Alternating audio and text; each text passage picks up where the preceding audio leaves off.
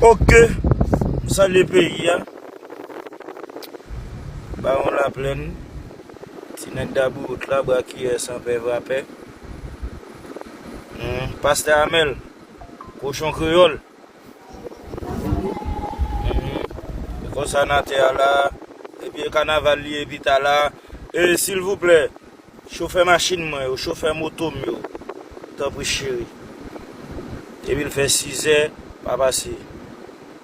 À terre récupéré, et barrette pour le gros néa, 80 DA, la plate plan guette là. Et pas passer, et la rue a occupé un quai, et passer réalité lisse. Restant moun, a pour la police côté.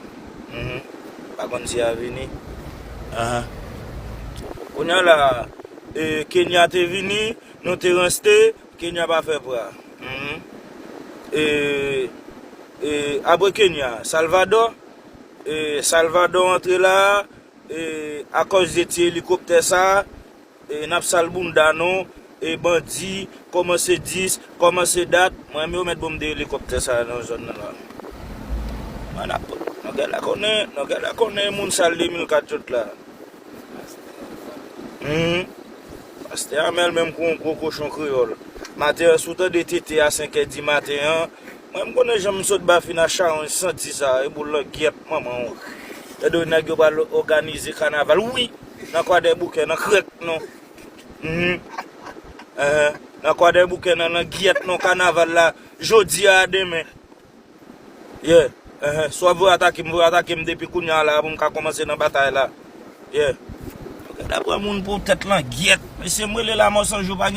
Bonjour Mando, bonjour tout le monde, je salue toute ma coute du valériste, je salue Michel Bennett qui à Paris, un fanatique inconditionnel de Radio Télescope. Je salue tout démocrate, pays ça, tout nègre la gauche, pays ça. Je salue tout nègre qui était bataille pour dictature, contre dictature. Salut chef parti politique, salut militaire qui t'a organisé coup d'État dans le pays ça. Salut député et sénateur. Tout nèg qui fait l'histoire, garçon et femme qui fait l'histoire dans le pays ça. Salut au matin parce que m'pa gen risque pour personne attaquer parce que dans le jour m'a parlé là, me constater c'est échec total, ça veut dire tout le monde responsable. Mais il faut qu'on l'histoire bien, il faut comprendre l'histoire, il faut chercher le monde qui a expliqué l'histoire. Bonjour, une fois de plus, nous sommes le 7 février. Date historique dans l'histoire de notre nation.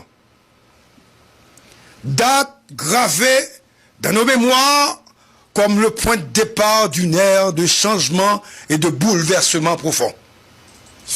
Le 7 février 1986, Haïti a connu l'euphorie du départ de Jean-Claude Duvalier, marquant la fin de la dictature qui avait régné sur notre pays pendant des décennies. Ce jour-là, la chute de la dictature a semé les graines de l'espoir pour l'avènement de la démocratie tant attendue. Démocratie, dit-on, posons-nous la question, quelle démocratie ce matin? Cependant, le chemin vers la démocratie a été jonché d'obstacles. Je reprends, l'euphorie du départ de Duvalier a rapidement été suivie par des actes de déchoucage où les symboles de l'ancien régime ont été renversés par une population avide de liberté et de justice. La prise du pouvoir par les militaires n'a fait qu'aggraver la situation, plongeant le pays dans une spirale de violence et d'instabilité. Le premier coup d'État après 1986 a eu lieu en juin 1988, lorsque Leslie Maniga a été renversé par des militaires sous le commandement du général Henri Nafi. L'arrivée au pouvoir de l'intellectuel Leslie François Manigat à la présidence a suscité un nouvel espoir, bien que de courte durée. Peu de temps après, en septembre 1988, Henri Namphy lui-même était renversé par un autre groupe de militaires dirigé par le général Prosper Avril, encore vivant. Ces coups d'État ont semé le chaos et ont été suivis en mars 1990 par un coup d'État contre Jean-Bertrand Aristide, orchestré par des militaires sous le commandement du général Raoul Cédras. Enfin, en février 2004, Jean-Bertrand Aristide a de nouveau été renversé, cette fois-ci par des groupes rebelles armés menés par Guy Philippe et le groupe des 184, soutenu par des éléments de l'ancienne armée haïtienne et surtout par un secteur privé et des partis politiques. L'arrivée au pouvoir de la Cour de cassation, représentée par le juge Erta Pascal Trouillot, a marqué une tentative de stabilisation. Mais c'est avec les premières élections démocratiques que le peuple haïtien a véritablement ressenti un vent de changement.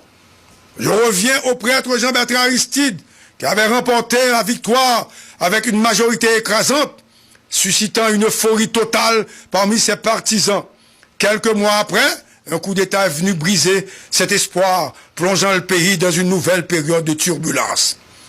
René Préval a ensuite été élu président, marquant une tentative de retour à la normalité.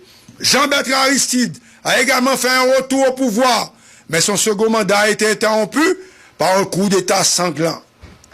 La Valace a pris le contrôle à plusieurs reprises, mais chaque tentative a été marquée par des violences et des défis immenses. René Préval a de nouveau pris le pouvoir avant de le transmettre à Joseph Michel Martelly. Martelly n'a pas pu organiser les élections libres et démocratiques. Élections contestées, dit-on, et le pouvoir a été remis à Jocelyn Privert, où on avait organisé Mano des élections au second degré. Jovenel Moïse a été élu président, avait remporté ces élections, mais il a été tragiquement assassiné chez lui avant la fin de son mandat. Claude Joseph a assuré l'intérim avant de remettre le pouvoir, sous pression internationale à Ariel Henry. Ariel Henry a passé 3 ans au pouvoir sans parvenir à organiser les élections. Il a été chassé du pouvoir par des gangs soutenus par une certaine frange de la communauté internationale. Ils ont quitté M. dehors, ils ont fermé l'aéroport à Souli. Un consensus a été trouvé entre les partis politiques et la société civile pour désigner 9 membres afin de diriger la transition. 9 membres. Un CPT qui assiste à l'organisation aujourd'hui des festivités carnavalesques de bandits à Canaran et à Carrefour, applaudissant le discours des soi-disant bandits recherchés. Des bandits qui ont traversé des communes pour venir fêter en foule avec leurs partisans et des membres de la population sans être inquiétés. Tandis qu'à Pétionville, la mairie a annoncé qu'il n'y aura plus de festivités carnavalesques pour des raisons sécuritaires. Finalement, qui fait quoi dans ce pays?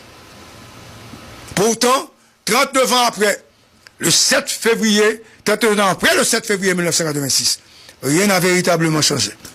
Les gangs contrôlent la capitale, l'État est à genoux, l'aéroport international est fermé et les principales routes nationales sont bloquées. Les hôpitaux sont inexistants, le centre-ville est déserté et le palais national est transformé en prison sous haute surveillance. Les écoles du centre-ville sont fermées et le pouvoir est concentré à Bourdon, aux villas d'accueil, je dirais. Plus de millions de personnes sont déplacées et la vie semble avoir cessé d'exister.